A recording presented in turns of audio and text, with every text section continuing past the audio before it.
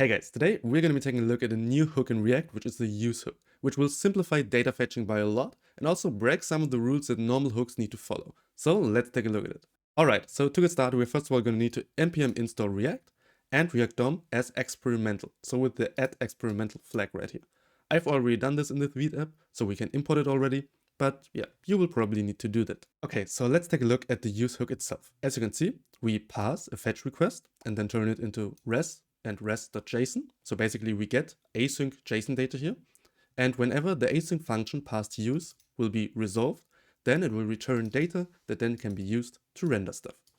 But now the question is, how does it know when the render is done and what it should render at all? Because if we just take a look at our app, we're just rendering the test component right now. And if we try to look at it, we can see nothing is rendered.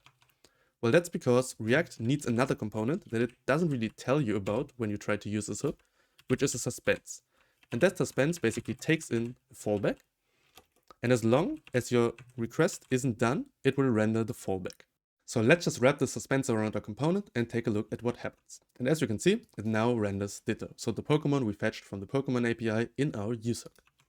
But if we did a mistake in our fetch, like for example, not using Ditto, but did, then we would still see this loading bit until it then runs into an error.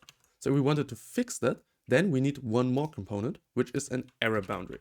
So let's just import this locally.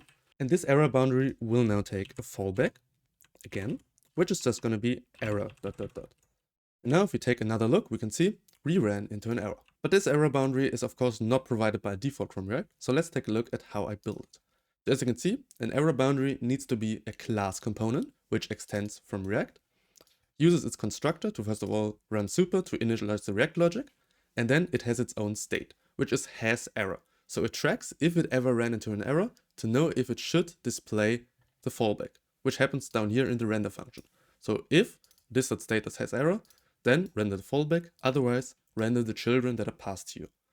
And then this static getDerivedState from error function is a built-in function basically that runs whenever an error is propagated up to this component, and then the component catches it and says has_error is true.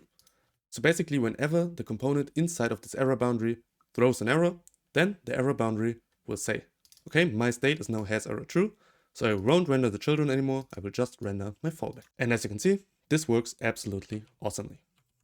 And if we now wanted to make this a bit tidier, then we could of course also put all of this in a custom component that contains an error boundary and a suspense and takes in two different fallbacks, then that would be absolutely possible as well. And it would then just look like this. An async wrapper with an error fallback error, a loading fallback loading that contains our component. And if we try this out, then we can see it's absolutely still working. So now if we just head back into our component, call this Ditto again, then we can see, yeah, it returns Ditto, so everything's working just fine. And what's also quite cool about the use hook is that it actually supports being rendered conditionally, differently to every other hook that currently exists. So something like this, where you define your data first, and then if run use is true, you fetch the data, otherwise you don't, is absolutely valid syntax as well, which is really cool. So if we were to try this out real quick, we can see test is currently rendered, even though our hook is run conditionally, which would normally break the React logic. Alright, so I think this new hook is really cool and I can't wait for it to be added to React. But maybe you're really annoyed by all this wrapper logic and stuff, which I would understand because I think it's a bit annoying as well. So how about you check out this video where we're gonna handle a really similar hook in React Query that will allow you to do even more cool stuff with data fetching. So let's check it out.